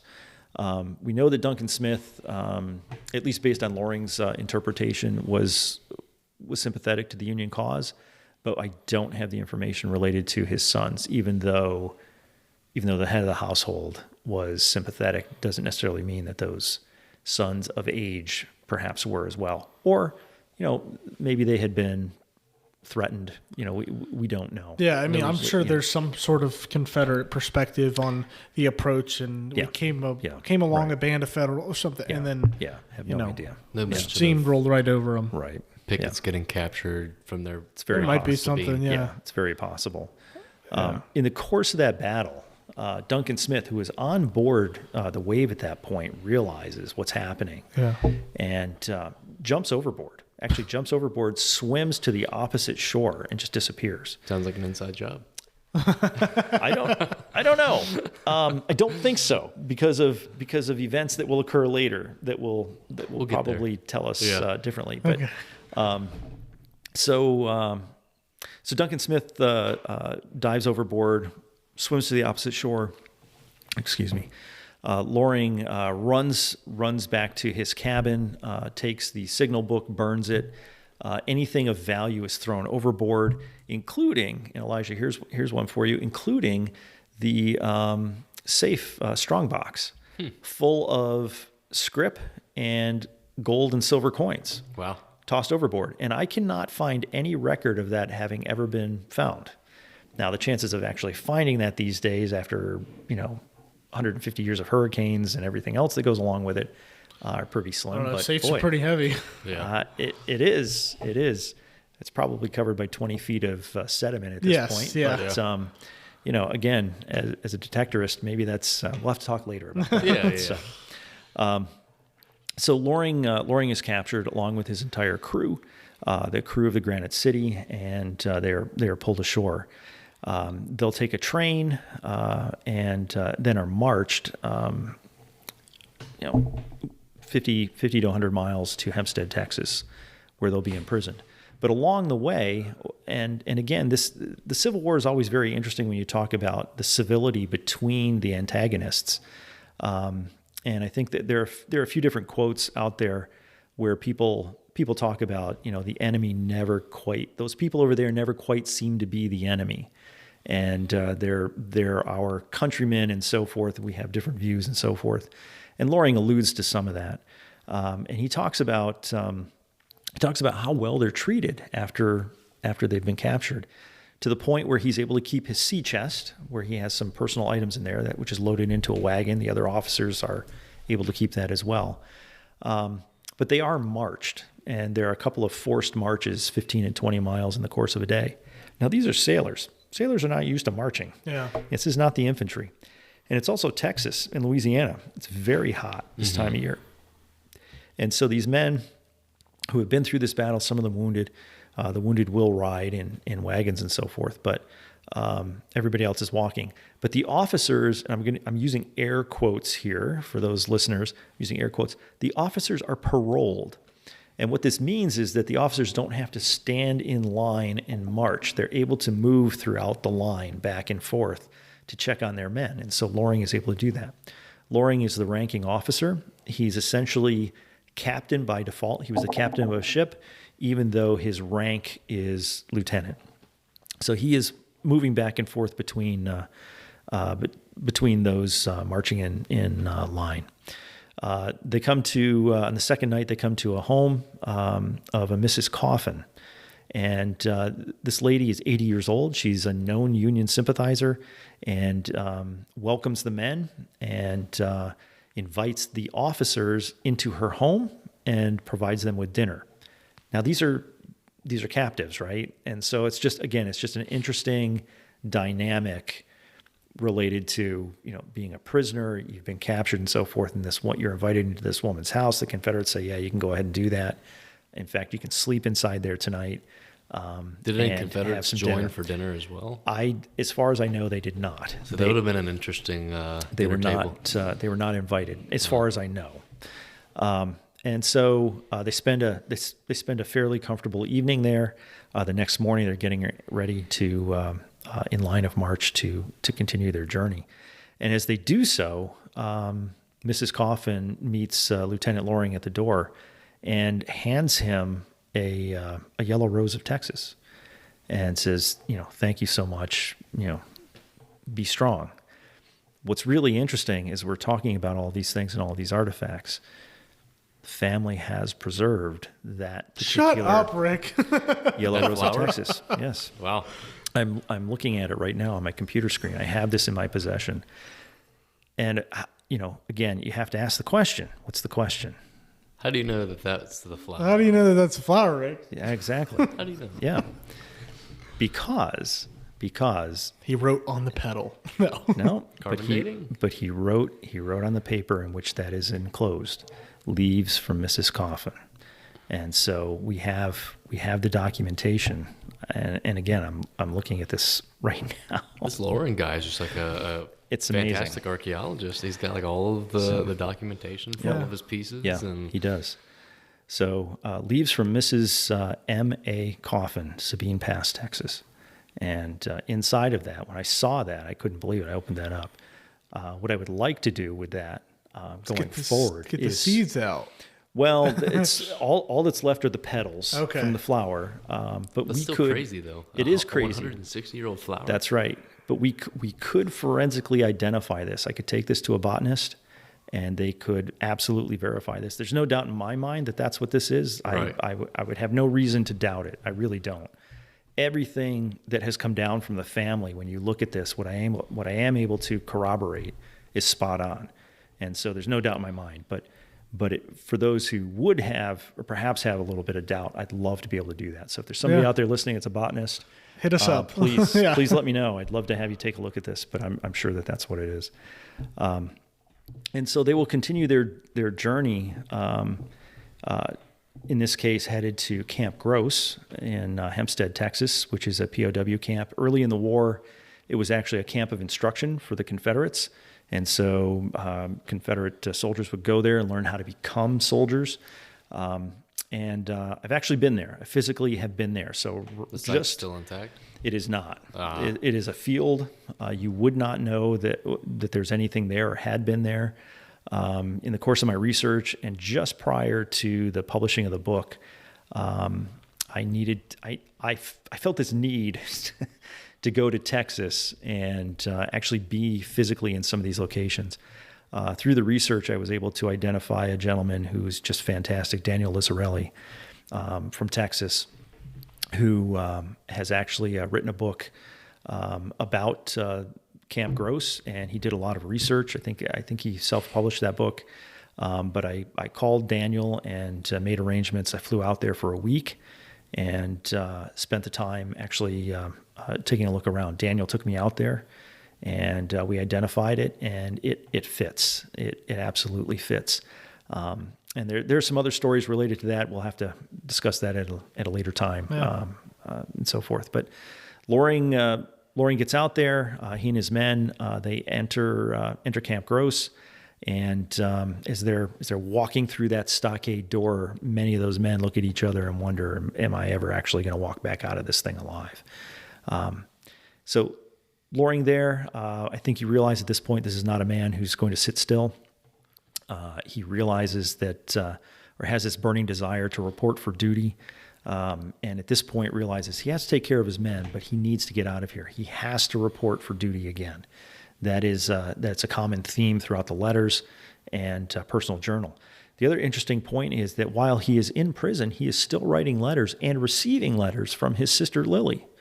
And got to ask the question, how do we know this? So How do we? how do we know this?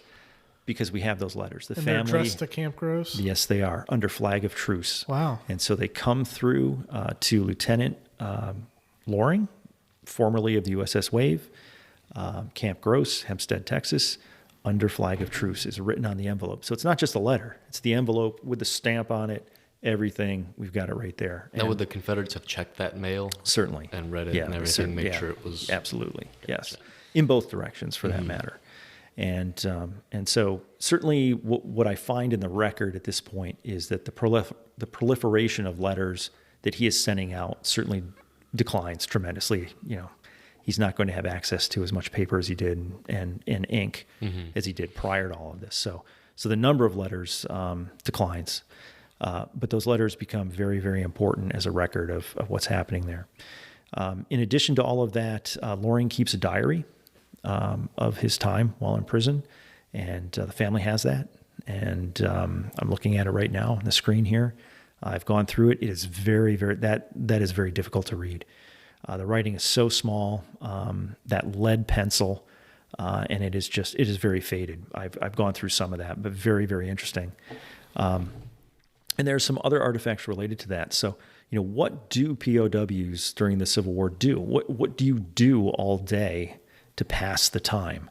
And we've heard of some of these other prisons, Camp Lookout up in Maryland. Certainly Andersonville is one of those horrific, famous sites in Georgia. Elmira in New York State and so forth. But very few people, if any, would have heard of Camp Gross in Hempstead, Texas. But Loring tells us what he's doing. And one of those things is, I'm planning my escape. I'm taking care of my men, but I need to get out of here. But to also pass the time away, he is, as many of the other soldiers are doing, they have a bit of a cottage industry, and they're making various craft items. Loring actually makes a powder horn while he's in prison. Family has it. There's an inscription right on it. It tells us the date, where it's located. That Lieutenant Loring made this while imprisoned in Camp Gross. That is in my possession now. It's a wonderful, wonderful item, and it's in fantastic shape. They're trading with the guards. Many of the POW or Camp Gross guards are of German descent. What's really interesting is in a little bit of the research that I have done, many of these men who are serving as guards are not necessarily sympathetic to the Confederate cause, but are more victims of geographical circumstance. And that is, I live here, the war's going on, the majority of this state is Confederate. I guess I better go along to get along. And that's an interesting piece that goes along with that. But at this point, Loring has become very antsy, realizes that his health is declining, that of his men is declining, but feels it's his duty to escape. So he's going to plan just that.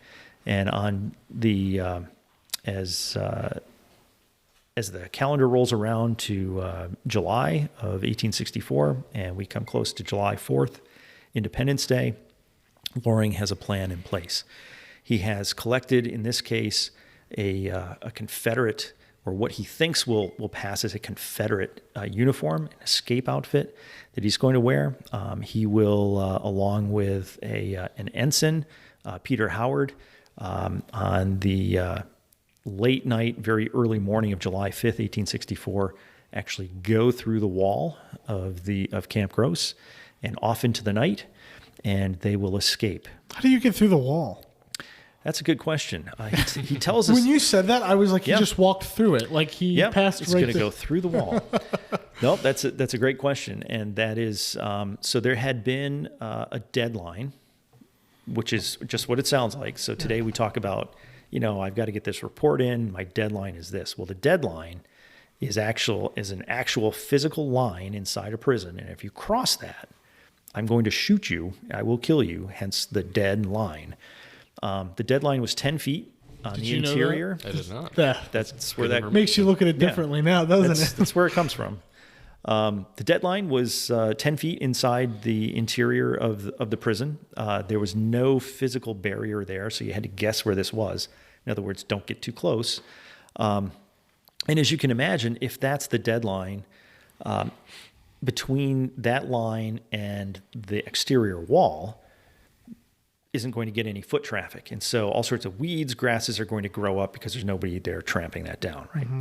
So in the very early morning hours of July 5th, it's just been July 4th, about 1 a.m., July 5th, Loring and a compatriot, Peter Howard, make a run at the wall. So what they do is ahead of time, they'd actually gotten in that deadline in the middle of the night. They had dug around the base of the wall, and they had pried one of these boards loose. Not so loose that somebody's going to notice, but loose enough that when they get in there, they can pull this thing back and forth and make a gap. And they're able to do that. They go through that. They pull that board. They pry that board loose. They both barely squeeze through there, and off they go into the night, and they head south. And for the next 10 days, they are on the run. Now, for me to go through in detail in all of that would take another hour. So my recommendation is that you read this. There you go. There's in the there's book. a good book plug there. There you go. And we'll provide you with all of that detail. But the amazing thing is that both of these gentlemen, off they go. Now, Peter Howard, an ensign, was of Cajun descent, French Cajun descent, and had a significant accent. He was not the original escape partner for Loring in this little endeavor.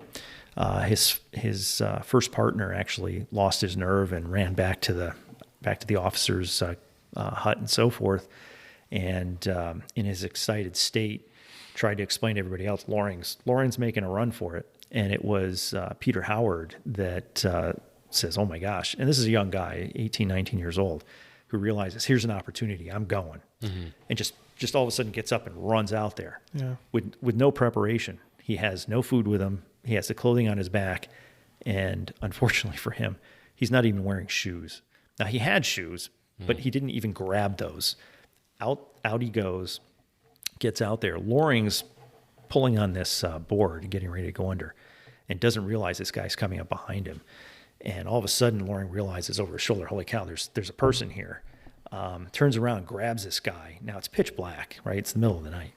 grabs this guy, pulls him in close, and looks at him and realizes, just goes, "Oh my God, I had no idea who this was.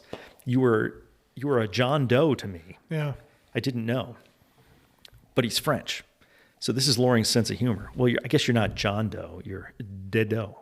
And so in Loring's best French accent, and that's the nickname that will stick. And I refer to him, I refer to Peter Howard as Dedo in the book, and that's what Loring refers to him as well. And so these two guys, off they go on this run, and for the next 10 days, they're going to travel 200 miles in 10 days. And all they have with them are 2 5-pound corn dodgers. This is a giant thing of cornbread. And Dedo, in this case, Peter Howard, has nothing on his feet. So they've got to do something. They got to do something there. Loring realizes they're not going to get very far unless we find some shoes or make something for this guy's feet. So Loring had with him an extra set of trousers, and he takes out that little penknife that his sister had given him. And he uses that, cuts up strips, and wraps those around Dedo's feet. And they tie those on there, and off they go. So for the next 10 days, they're in and out, crossing rivers, swimming, half drowning, getting through the swamps and so forth. They come so close to freedom. It's amazing. Again, I've been out there. I have physically driven to these locations that are mentioned in these letters and so forth. And there's a little spit of land out in Texas as you're getting close to Matagorda Bay. And again, I've driven out there, and based on the description in Loring's letters and personal journal, he talks about we come within 5 miles of reaching the shore. But they're picked up by Confederate soldiers. They come within 5 miles of freedom. After 200 miles and 10 days, 5 miles. All that for nothing. All that for That's nothing. insane. Unbelievable. That's tough. How do you come back from that mentally and physically? You're recaptured. You're sent back to the prison. Colonel Gillespie, who's the commanding officer at Camp Gross, is not happy about this. Surprised they weren't just killed on the spot. I am as well. We're getting late in the war at this Well, and he's point, wearing a but uniform. Like he faked it. Like he's wearing the Confederate like a spy. uniform. That's like, correct. Yeah. It's not just like they Yeah. were just two Yankees running Right. around. Yeah. No. So they try and convince their captors that they are Confederates who are trying to refit themselves and Accents so forth. and everything. I can't. Yeah, accents is always that's given me a bit of an issue. Now, Howard Dedo doesn't really say much. Loring's kind of taking the lead here, and even Loring. Now, this guy's from New England, right? Yeah. Massachusetts. There's no hiding that. He spent some years in I don't California. know. If your life Maybe. depends on it, you probably get pretty good pretty quick. But he doesn't know the lay of the land, and so when he's brought in for interrogation, the interrogators very quickly find out, you're not who you say you are. Even though he had created a forged pass that said, look, we were from this particular ship. I think it was the JF Carr, and the interrogator said, look, well, that's interesting. That's fantastic, actually, because we have the commanding officer of that ship will be here in a day and a half. He can vouch for you and we'll be good. Absolutely. So you can either tell me now that you are escaped prisoners, Yankee prisoners, or when he gets here and he says, I have no idea who you are, I will turn you over to him and he will hang you.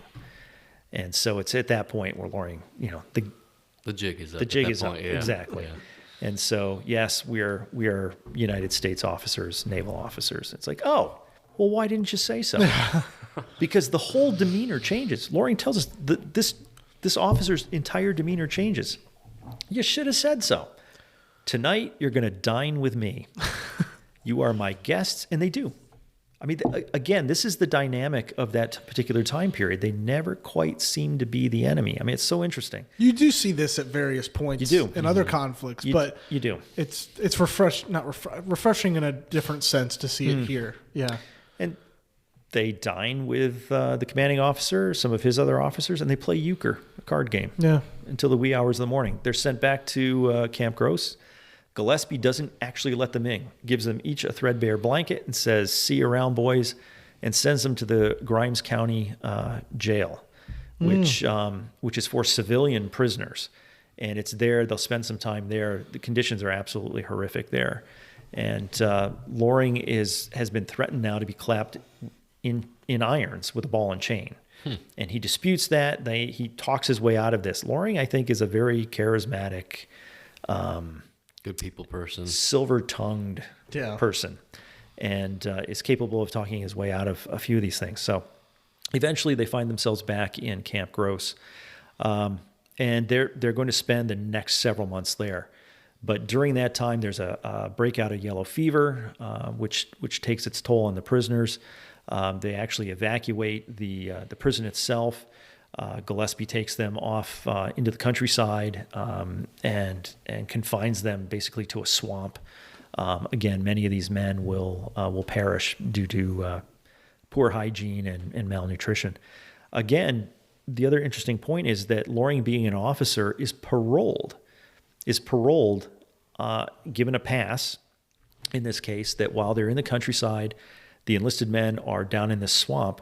Loring has the opportunity daily to leave unsupervised. This is amazing. Unsupervised, to go off into the countryside to find supplies for his men, as long as he promises to return before dark. Biggest brown noser ever. This guy must have Gotta been. be. I mean, he Gotta be. was like Charismatic. reminds me of me in high school. Like, I That didn't- doesn't surprise me, I Jack. didn't turn in any homework, and somehow, some way, Yeah. I graduated. Wow. And a straight A student. Yeah, exactly. Yeah. How does that work? So that is amazing. I mean, so Loring is paroled off, and he promises, I'm not going to escape. I will come back. And he's true to his word. This is a man who is good to his word. If he tells you he's going to do something, he will do it. So off he goes. And he comes across a couple of folks, E. Posey Trainum, this young lady, and knocks on the door, and she answers, and Loring introduces himself, and asks for some supplies, materials for his men, explains the situation, and she introduces him to her father, Dr. Trainum, a physician, and they become friends, if you will. And Dr. Trainum, after providing him with some milk, some sugar, and medicine, in this case, the medicine was a lump of opium, Nice. and is able to take that back. And Dr. Trainum says, look, please feel free to come back every day if you'd like. Oh, And Loring does, essentially every day. After a couple of weeks of going there and to other places, and Loring's very good about bringing food and milk and other medicines back for his men, he realizes that his men's health is deteriorating very quickly. His, however, is not. And he puts the two together and realizes, my ability to be paroled is helping me to be much more healthy than my men. It's not fair simply because I'm an officer that I should be paroled, my men should not. And so he goes back, finds one of the executive officers and explains, look, you need to parole all the men so that they can go out and do this, not just me. And they say, absolutely not. He says, well, if you won't parole all the men, here's my pass. I won't do this anymore. And there's a bit of a juxtaposition there because according to Loring, where he says, they beg him to keep the pass. They want him to go out and collect the material, foods, clothing, medicines, and bring them back. And he refuses to do that. And there are consequences to that. There are punishments related to that. So that will continue on. They finally find themselves back in Camp Gross, and it becomes November of 1864. We're getting late in the war at this point, and the Confederates just don't have any resources, just nothing. At this point, there's really no food, there's no clothing. Whatever these poor men confined in Camp Gross, they're living on starvation rations. And Loring realizes even his health at this point is declining to the point where he's not sure he's going to survive. And he realizes I either have to escape or just own up to the fact that I'm going to die in this prison. Now, at that point, many other men had been confined into the prison. Another nearby POW camp, Camp Tyler, had transferred its men from Camp Tyler to Camp Gross. and it's just simply overcrowded. So Loring has become very friendly with Lieutenant Colonel Aaron Flory, 46th Indiana, and the two men come up with a plan to escape. And it's in November of 1864 that they decide to make their move. But this time, they're not going over the wall. They're not going through the wall. They're simply going to walk out the gate. And this is an amazing portion and story related to this. And that is they forge a pass. Now, it's November of 1864. It's cold. Even in Texas, it's cold. It gets very cold at night. Will freeze at night. And the men are living in sheds, essentially with no heat. And so how do you keep warm? You need some kind of insulation. So they have blankets and so forth. But in the fields surrounding the prison camp, it's just this tall, dried grass. But if you go out and you collect the dried grass and you bring it back in, you can use that as bedding and insulation. And a lot of the men, that's what they're doing. They ask for a pass to go out. Now imagine this, they're going out of the prison. They go out into the field. They cut this grass with whatever they have, or they're just pulling it. They put it into their blankets. They carry it back in, and they basically use that as ticking and insulation and bedding. And so Loring and Flory decide that's what we're going to do. We're going to forge a pass that says that we can go out and gather grass. We're going to go out and do that, but we're just not coming back. And that's what they do. Genius idea. It is. I mean, it is. Could have thought of it sooner. Absolutely. And so they forge this pass, but once you get on the outside, and you're going to walk wherever it is that you're going to freedom, you're going to need an additional pass that just simply says, yes, these two guys have our permission to go. And they forge additional passes, and they take on additional aliases. And I always like this because in this case, Lieutenant Loring takes on the moniker of Private B.S. Henderson. And so you need to ask that question. How do we know this? How do we know this? Because the family has the pass. They have both passes that had been passed down from generation to He generation. picked the name BS. I love it. That's Isn't funny. It? Because Isn't it? he didn't You know mean darn that. well. Did he? Yeah, he did. Do you think he meant, I do. wow. I do. Was that a term back then? I don't know. But I don't how do you know that? I don't, I don't know. I don't know. And if I don't know something, I will tell you that. But that's funny. That's a little funny connection there. I think it's hilarious. That is hilarious. And so I'm staring at the Pass. pass. The family has this. It says Headquarters, Anderson's Battalion, Rusk, Texas, November 12, 1864. This is a great part as well. Special order. Special order. So it's not just an order. Loring, this is a special order. Special order number 80. Private B.S. Henderson is hereby detached to proceed to his home near Vermilion Parish, Louisiana, to remount himself, to return within 30 days, or be considered a deserter, by order of Scott Anderson, Colonel Commanding. And the family have this pass. And so now Aaron Flory, Lieutenant Colonel Flory, will do the same thing. He takes the moniker of Miller. So it's Henderson and Miller, but it's B.S. Henderson. At first I thought maybe that's an R, but I've checked the letters, I've checked the handwriting. It's a B, and it is B.S. I swear to you that's what awesome. It's got to be. It has to be. B.S. Henderson. So November 12, 1864, both men walk up to the gate. We're going out to go get grass, cut grass, and bring it back in for bedding. They hand the corporal their pass. Corporal looks at it. Yep. Hands it to the sergeant. Sergeant looks at it. Out they go. Now, in preparation for all of this, what they've done is they have pulled together Confederate escape outfits. They're going to walk home. They have to blend in with everybody else that's out there. Their passes say that they are Confederates going home to remount, Confederate cavalry in this case.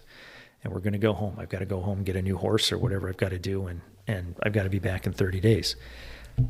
On the cover of the book, this is Lieutenant Loring dressed in his Confederate escape outfit. That's it. And we'll get to the point as to, how did they get a photo of that? So off he goes. He and Flory walk out the front door. It's November. Sun comes down early. By 4:30, 5 o'clock, it's getting dark. The grass is tall. They just simply hunker down. Gets dark, and off they go. Now, here's a question that I have not been able to answer. It's like, you let people out, but you don't know if they come back in, really, and there's no supervision out there. Where's the accountability for it? Exactly. Yeah. But we also have to remember that Loring has been paroled to go out and find food and material for his men, and promises to come back. So there's a certain level of trust there. Anyway, out Loring and Flory go. They hide. It gets dark, and off they go. This time they don't go south. They go straight north. And for the next, I believe it's 25 days, they are on the run. And it's going to take an absolute horrific toll on their bodies. For 25 days, they have a little bit of food, they have a little bit of corn, and off they go. So now Loring, in this particular case, had been wearing the same pair of boots that he had been captured in almost 9 months earlier. And those had just simply worn out. He had already escaped once. Rick's wearing those boots right now. No. But we'll get to that, Jack. Okay. We'll get to that because there's an interesting piece related to that. But he, imagine getting ready to walk essentially 500 miles, and you've got worn out boots. So he's got to do something about that. 2 days before they're actually ready to make the second escape, a close friend of Loring's dies in the prison. And as Loring says, again, I'm using air quotes here, he inherits those boots. But those boots are 3 sizes too big for him. So Stuff them with stuff. that's exactly what he does. So Yeah. he does have a pair of socks, and he stuffs it with grass and so forth to do that. But imagine you're about to run for your life, and one of the most important items that you can possibly have is footwear, but they're 3 sizes too big.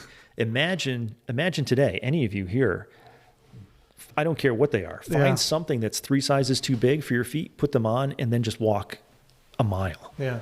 And what is that going to do? So off they go. They're doing their thing. But what's really interesting, and again, this is amazing, is Loring and actually the family today. I have this in my possession at the moment. We have Loring's escape map for the second escape, and it tells us where he's going, how far it is, and the date. And so when I was in Texas for that week, really what I had gone to do is I went out there to follow his escape route. I have plotted this on a modern map, and I would say 95% of these little towns are still there today. Wow. And you can go there. Now, I didn't walk 500 miles. I thought about it, but no. I drove it. I was exhausted just driving. I cannot believe what these men did. But we have that map. Not only do we have the directions and the locations, but we have a hand-drawn map. I'm actually looking at that right now. And so off they go. So I believe it's the next 20 days, they are going to cover almost 500 miles. 500 miles of swamp, rivers, canes, brambles, brush, bears. They have an encounter with a bear in Canefield, and they're not in good health to begin with. They have essentially no food. They have no compass. And Loring, they rely on Loring to actually navigate the way. And what Loring is going to do is as a sailor, he's going to follow the stars. That's what he's going to do, which works great as long as you can see the stars, and during the day, as long as you can see the sun. And Loring goes into some detail as to how he's able to navigate. But when he can't do that, this is amazing to me. When he's not able to do that, he navigates by the prevailing wind. And so as a sailor, if you think about that, it's like, yeah, he could probably do that. He knew the direction of the prevailing wind, and as long as he was able to keep that to his, I think it was his southeast quarter, he knew where he was going. And just through dead reckoning, he comes, in a couple of instances, he comes within about 5 miles of their destination. Wow. So imagine now they're, after 20 days of doing all of this, in these made-up uniforms, wearing boots that are worn out. Finally, at one point, they just simply give out. There's no point in wearing them anymore. Because of all of this, Loring loses all the toenails on both feet. He talks about this.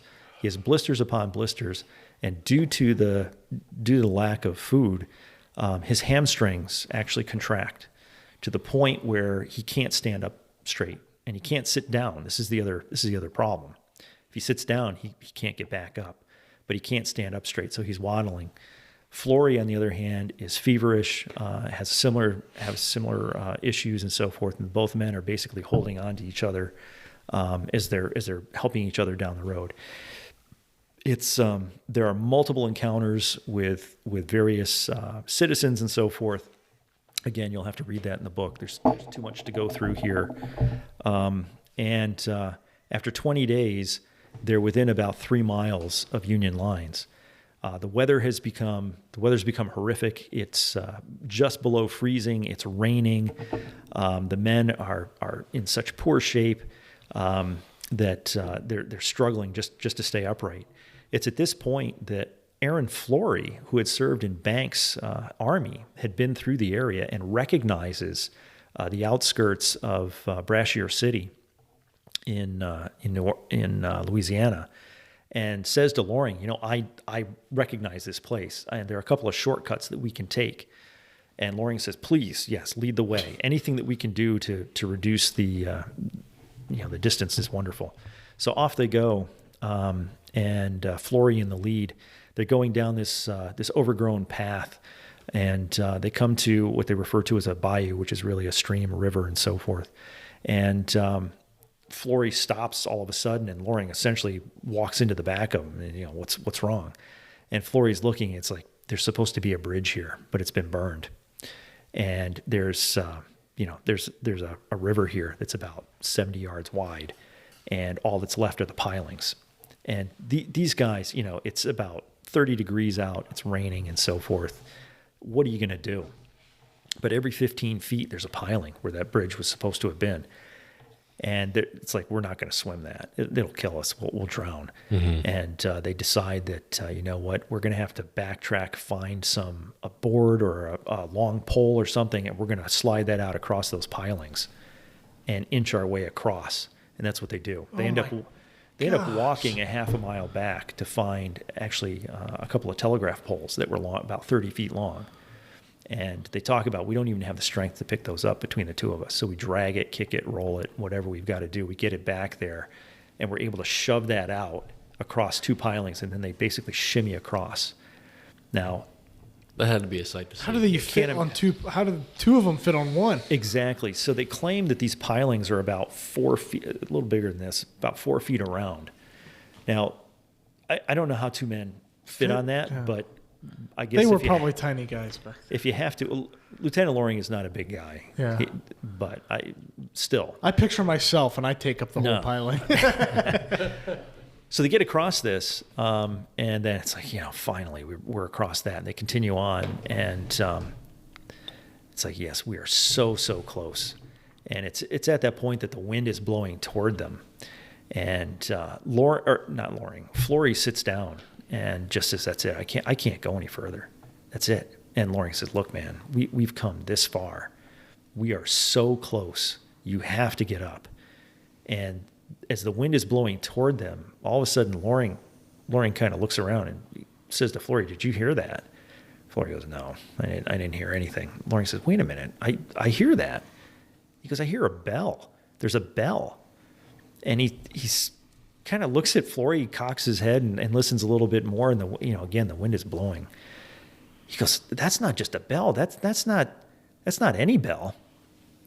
He goes, "I recognize that. That's the bell of a Union gunship."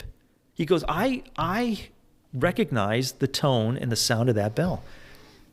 He goes, "We must be within earshot of Berwick's Bay, Louisiana, and Union gunships. We have to continue. We're almost there." So that little burst of adrenaline, Flory's able to get up. The men continue on. Does this happen while they're crossing? Nope. Okay. They've just gotten across. Okay. They've just gotten across, and Flory had sat down. This little piece of hope gives them just enough to get up and keep going. And they continue about another half a mile, come through some brambles again, and they face the same situation. It's like, you've got to be kidding. There's another bayou. The bridge is gone. They didn't drag that telegraph pole with them. That's a half a mile back. They can hear that bell, and Loring realizes it's 10 p.m. That's 4 bells. It's 10 p.m. Barely on the horizon with a low moon, they could see in the distance what looked like chimneys. And those aren't chimneys. Those are the smokestacks of Union gunships in the bay. We have got to get across this. Flory just sits down. He's got nothing left. Loring says, look, I'm going to go back. I got to find something. He gets about a quarter mile back and finds a long board. Now, this bayou is not nearly as wide as the first. So this board that Loring is able to bring back, again, about 20 feet long, pilings are much closer together, and they slide that out there. Both men shimmy across. They get over to the last piling. They put that board out there, and it's too short. The board is too short. It will not make it to shore. And they're just looking at each other. They're stuck. Mm. They put it down at an angle, and that's it. They're going into the water. And so they get down into the water. It's freezing. They swim the 15 feet, 20 feet across, 30 feet. They get to the other side. There just happens to be some old telegraph wire hanging down the bank. They grab that and are able to pull themselves up. In the distance, they see something flapping in the wind. They think it's got to be a tent. It's got to be a tent flap. And they start walking, and all of a sudden Loring stops and turns to Flory and says, uh-oh. Both these bridges are burned. We think that that's a Union tent up there. They know nobody's coming from this direction, and we're dressed as Confederates. Holy cow. They're gonna think we are Confederates coming from the wrong. Somebody's just simply gonna shoot. So these guys move forward. They start yelling hurrah every 10 steps. Hurrah for the Union. Sing a couple of patriotic songs along the way. They get to where that tent flap was, and it's just a piece of fabric flapping in the wind. They continue on. They get close to Berwick's Bay, and they see the little village right there. They come up to the first house, and they're banging on the door. It's like, we are 2 federal officers, naval officers. Let us in now. First guy comes down and says, like hell, I'm going to let you in. I have no idea who you are. It's the middle of the night. And you're dressed like Confederates. Go away. At this point, if they don't get inside, they're hypothermic. They're gonna die right there on the doorstep of freedom. Pound on the next door, and an Irishman calls from up above and says, "Who's that? Who's there? What are you about?" And Loring says, "We are 2 Union officers. You need to let us in immediately. We need food and fire." And this guy says, "I'm not letting you in. If you are who you say you are, and the Confederates on the outskirts of town find out, they'll burn my house down and hang me. And if you're Confederates, the Union's going to do the same thing." Loring says, "By God, you get down here and you let us in." The guy comes down and lets him in. Strip off their wet, cold, soaked clothes. This gentleman starts a fire, and they've made it to freedom. They've made it back to Union lines. 500 miles, 20 days, 25 days of being on the road dressed as Confederates. And that's just the tip of the iceberg with what they went through. Mm-hmm. Again, you've got to read the detail. And Loring tells us exactly where he was, when he was there. The escape map is there, and so forth. The next morning, one of the Union ships actually was the USS Carabasset, which is ironic because it's one of those ships that Loring took command of and brought down the Mississippi, is right there. And the Carabasset sends a rowboat over to pick up these 2 men, rows them back out. And Loring and Flory explain their story to the commanding officer. And people cannot believe the story. It's an amazing story. So they're out there. They get cleaned up. They're given some fresh clothes. Loring, in this case, keeps everything. And he tells us in his personal journal, "I just fold everything up." Including those boots. And Jack, here's a portion that I forgot to mention, and that was finally those boots simply gave out at about day 15, 17, somewhere in there. And he takes those, he throws them in his little rolled up blanket, and he takes his enameled cloth, which is that rubber blanket. Gum blanket, yeah. And he uses that little penknife that he had that his sister gave him, and he cuts that up into strips, and he makes himself a pair of moccasins. And that's what he wears to walk the last week and a half, the extra 150 miles wearing those. And you had joked earlier, you must have his boots. I don't have his boots. The family at one point did have those moccasins. They no longer have those, but they remember having those. They're just gone now. They're just gone, unfortunately. But word spreads that these two men have endured all of this, have walked 500 miles from Camp Gross back to freedom. They are sent back to New Orleans via ship and then train. They disembark from the train. They're walking into the train station in New Orleans. And as they're walking through the station, Loring, talking to Flory and so forth, Loring stops and says, "Oh, look at that over there."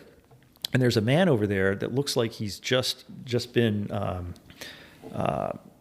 into contact with his family, just been reunited and so forth. And Loring looks at him and he says, "Geez, that guy looks familiar." It's like, huh. Flory says, "I can't imagine that."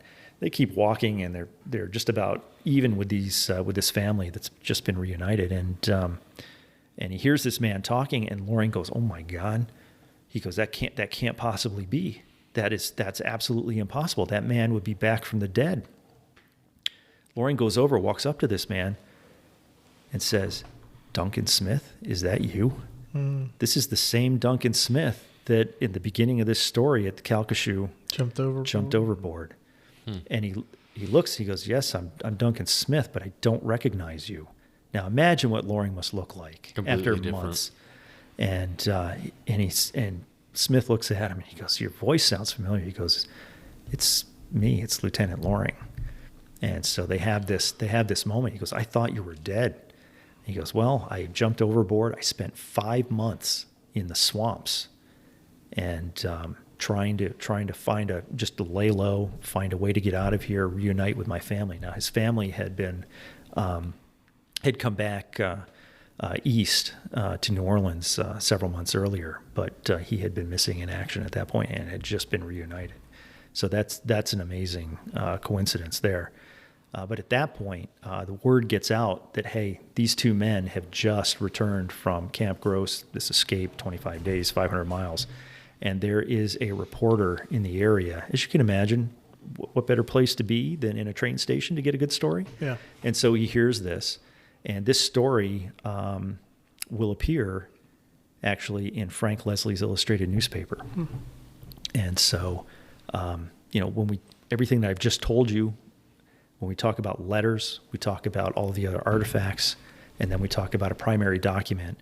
I'm looking now at the Frank Leslie's illustrated newspaper front page, January 25th, 1865, and there they are in their Confederate escape outfits. Sketched. Yeah. And there's the story. And the family has this newspaper. And so, we have that triangulation to bring this all together and pull this information and make it a story. So you have these two gentlemen. In this case, Loring is shipped back to the Washington Navy Yard, and Aaron Flory is sent home to recuperate. And the story will end there for the moment, but Wow. we'll continue. Yeah. Good stuff. Rick, Great yeah, stuff. thank you. Looking forward to part 2. Yeah, Rick, thank you so much for bringing Loring's story to life.